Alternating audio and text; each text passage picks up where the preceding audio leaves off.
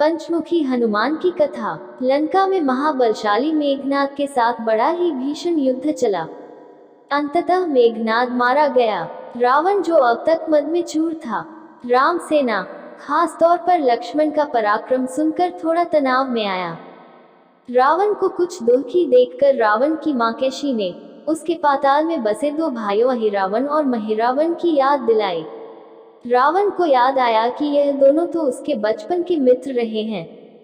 लंका का राजा बनने के बाद उनकी सुधि नहीं रही थी। रावण यह भली प्रकार जानता था कि अहिरावण व महिरावण तंत्र मंत्र के महापंडित, जादू टोने के धनी और मां कामाक्षी के परम भक्त हैं। रावण ने उन्हें बुला भेजा और कहा कि वह अपने छल बल कौशल से श्री राम व लक्ष्मण का सफाया कर दे। यह बात दूतों के जरिए विभीषण को पता लग गई। युद्ध में अहिरावण व महिरावण जैसे परम मायावी के शामिल होने से विभीषण चिंता में पड़ गए। विभीषण को लगा कि भगवान श्री राम और लक्ष्मण की सुरक्षा व्यवस्था और कड़ी करनी पड़ेगी। इसके लिए उन्हें सबसे बेहतर लगा कि इसका जिम्मा परमवीर हनुमान जी को सौंप दिया जाए। राम लक्ष्मण की कुटिया लंका में सुवेल पर्वत पर बनी थी। हनुमान जी ने भगवान श्री राम की कुटिया के चारों ओर एक सुरक्षा घेरा खींच दिया। कोई जादू टोना, तंत्र मंत्र का असर या मायावी राक्षस इसके भीतर नहीं घुस सकता था। अहिरावण और महिरावण श्री राम और लक्ष्मण को मारने उनकी कुटिया तक पहुंचे, पर इस सुरक्षा घेरे के आगे उनकी एक न चली, असफल रहे। ऐसे में उन्होंने एक चाल चली। महिरावण विभीषण का रूप धर के कुटिया में घुस गया। राम व लक्ष्मण पत्थर की सपाट शिलाओं पर गहरी नींद सो रहे थे। दोनों राक्षसों ने बिना आहट के शिला समेत दोनों भाइयों को उठा लिया और अपने निवास पाताल की ओर लेकर चल दिए।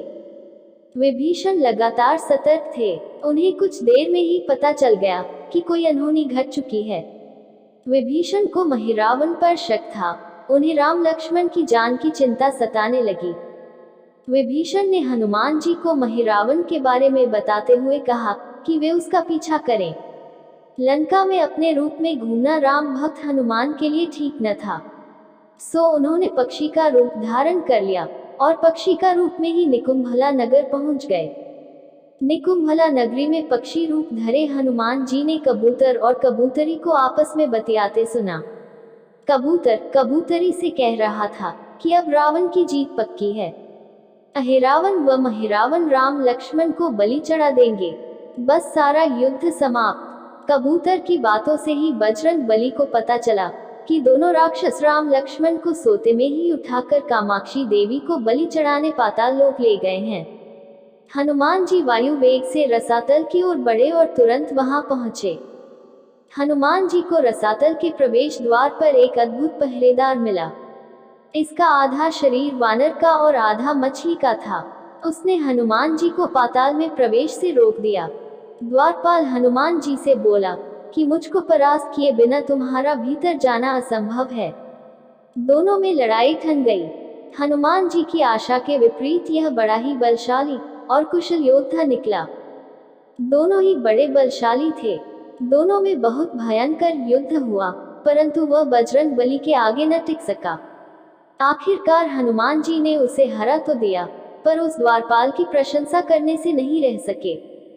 हनुमान जी ने उस वीर से पूछा कि हे वीर, तुम अपना परिचय दो। तुम्हारा स्वरूप भी कुछ ऐसा है कि उससे कौतूहल हो रहा है। उस वीर ने उत्तर दिया, मैं हनुमान का पुत्र हूँ और एक मछली से पैदा हुआ हूँ। मेरा नाम है मकरध्वज। हनुमान जी ने यह सुना तो आश्चर्य में पड़ गए। वह वीर की बात सुनने लगे। मकरध्वज ने कहा, लंका दहन के बाद हनुमान जी समुद्र में अपनी अग्नि शांत करने पहुंचे। उनके शरीर से पसीने के रूप में तेज गिरा। उस समय मेरी माँ ने आहार के लिए मुख खोला था। वह तेज मेरी माता ने अपने मुख में ले लिया और गर्भवती हो गई। उसी से मेरा जन्म हुआ है। हनुमान जी ने जब यह सुना तो मकरध्वज को बताया कि वह ही हनुमान है।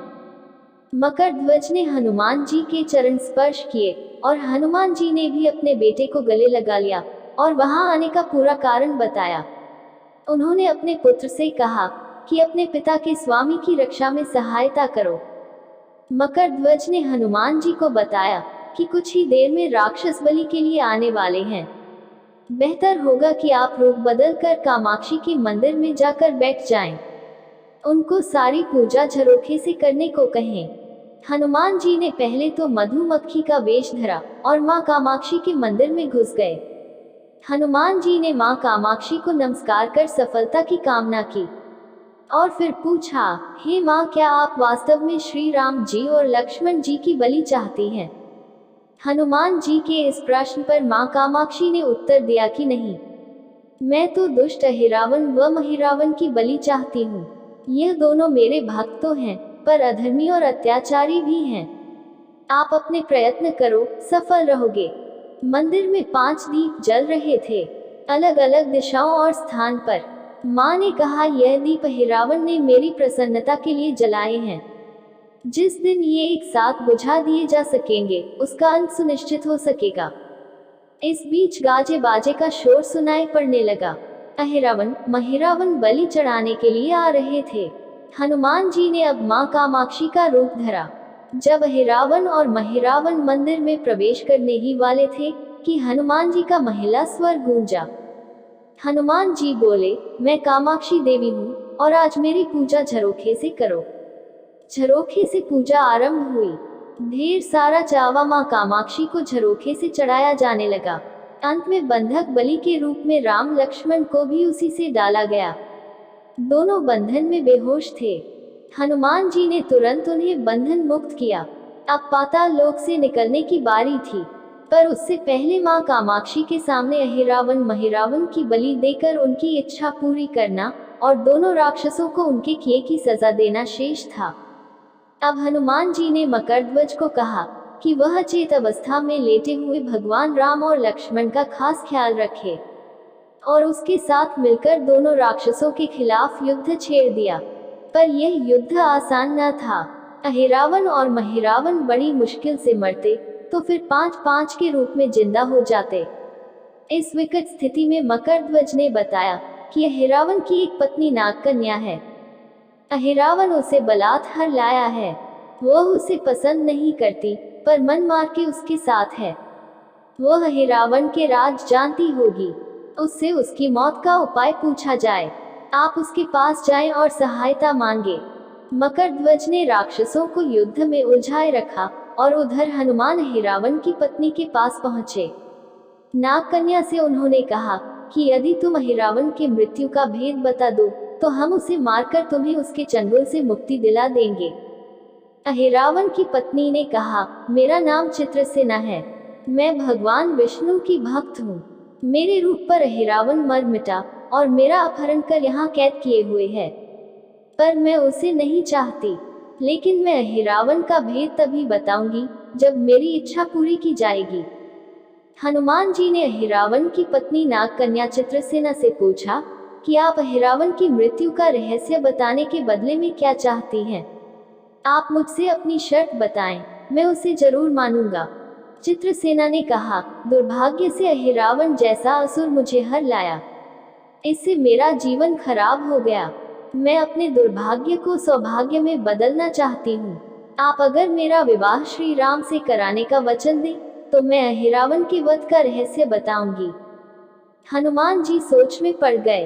भगवान श्री राम तो एक पत्नी निष्ठ हैं। अपनी धर्म पत्नी देवी सीता को मुक्त कराने के लिए असुरों से युद्ध कर रहे हैं। वह किसी और से विवाह की बात तो कभी न स्वीकारेंगे। मैं कैसे वचन दे सकता हूँ? फिर सोचने लगे कि यदि समय पर उचित निर्णय न लिया तो स्वामी के प्राण ही संकट में हैं।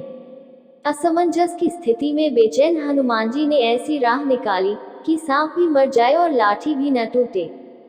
हनुमान जी बोले, तुम्हारी शर्त स्वीकार है, पर हमारी भी एक शर्त है।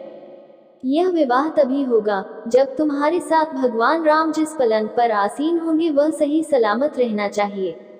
यदि वह टूटा तो इसे अपशकुन मानकर वचन से पीछे हट जाऊंगा। जब महाकाय अहिरावण के बैठने से पलंग नहीं टूटता तो भला श्री राम के बैठने से कैसे टूटेगा? यह सोचकर चित्रसेना तैयार हो गई। उसने अहिरावण समेत सभी राक्षसों के अंत का सारा भेद बता दिया। चित्रसेना ने कहा, दोनों राक्षसों के बचपन की बात है। इन दोनों के कुछ शरारती राक्षस मित्रों ने कहीं से एक भरामरी को पकड़ लिया। मनोरंजन के लिए वे उसे भरामरी को बार बार कांटों से छेड़ रहे थे। भरामरी साधारण भरामरी न थी, वह भी बहुत मायावी थी, किंतु किसी कारणवश वह पकड़ में आ गई थी। भरामरी की पीड़ा सुनकर अहिरावण और महिरावण को दया आ गई और अपने मित्रों से लड़कर उसे छुड़ा दिया। मायावी भरामरी का पति भी अपनी पत्नी की पीड़ा सुनकर आया था। अपनी पत्नी की मुक्ति से प्रसन्न होकर उस भौरे ने वचन दिया था कि तुम्हारे उपकार का बदला हम सभी ब्रह्म जाति मिलकर चुकाएंगे। ये भौरे अधिकतर उसके शयन कक्ष के पास रहते हैं। ये सब बड़ी भारी संख्या में हैं। दोनों राक्षसों को जब भी मारने का प्रयास हुआ है और ये मरने को हो जाते हैं, तब ब्रह्मा उनके मुख में एक बूंद अमृत का डाल देते हैं। उस अमृत के कारण ये दोनों राक्षस मरकर भी जिंदा हो जाते हैं। इनके कई कई रूप उसी अमृत के कारण हैं। इन्हें जितनी बार फिर से जीवन दिया गया, उनके उतने नए रूप बन गए हैं।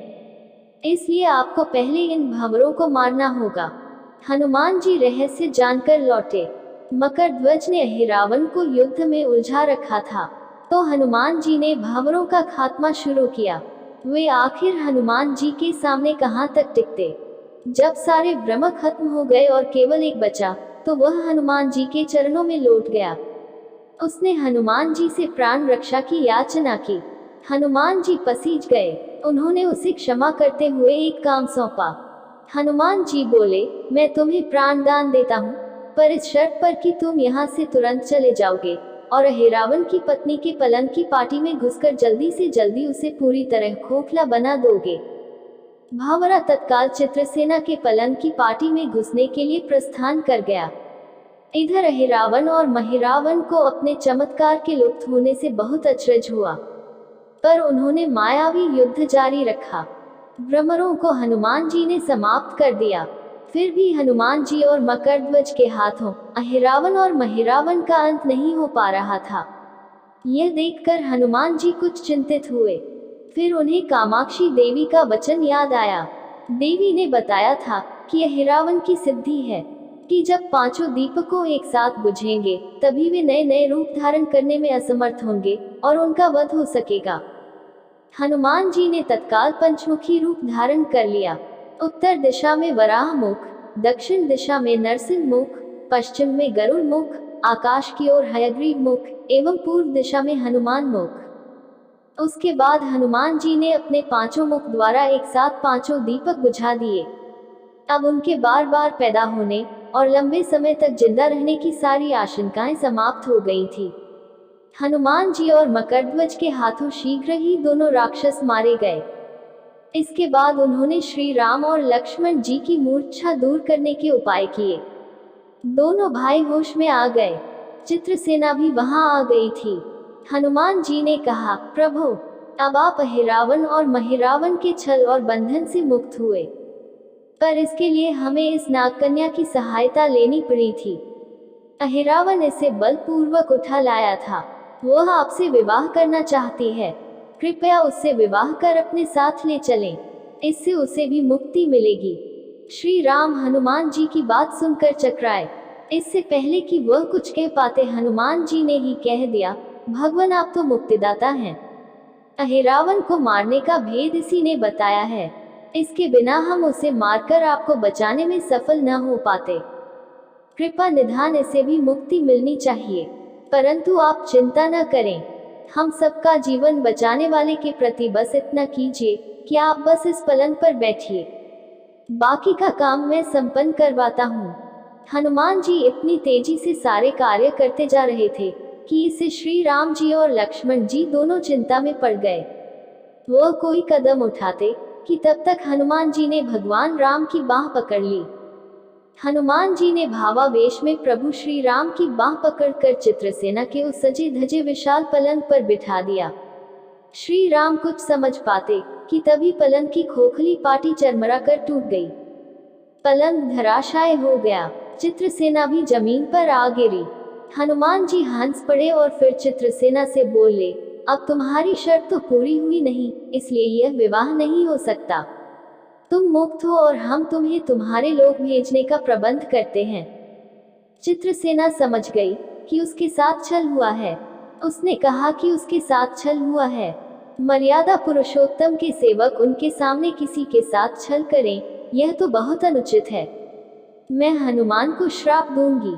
चित्रसेना हनुमान जी को श्राप देने ही जा रही थी कि श्री राम का सम्मोहन भंग हुआ। वह इस पूरे नाटक को समझ गए। उन्होंने चित्रसेना को समझाया, मैंने एक पत्नी धर्म से बंधे होने का संकल्प लिया है, इसलिए हनुमान जी को यह करना पड़ा। उन्हें क्षमा कर दो। क्रुद्ध चित्रसेना तो उनसे विवाह की जिद पकड़े बैठी थी। श्री राम ने कहा, मैं जब द्वापर में श्री कृष्ण अवतार लूंगा, तब तुम्हें सत्यभामा के रूप में अपनी पटरानी बनाऊंगा। इससे वह मान गई। हनुमान जी ने चित्रसेना को उसके पिता के पास पहुंचा दिया। चित्रसेना को प्रभु ने अगले जन्म में पत्नी बनाने का वरदान दिया था। भगवान विष्णु की पत्नी बनने की चाह में उसने स्वयं को अग्नि में भस्म कर लिया।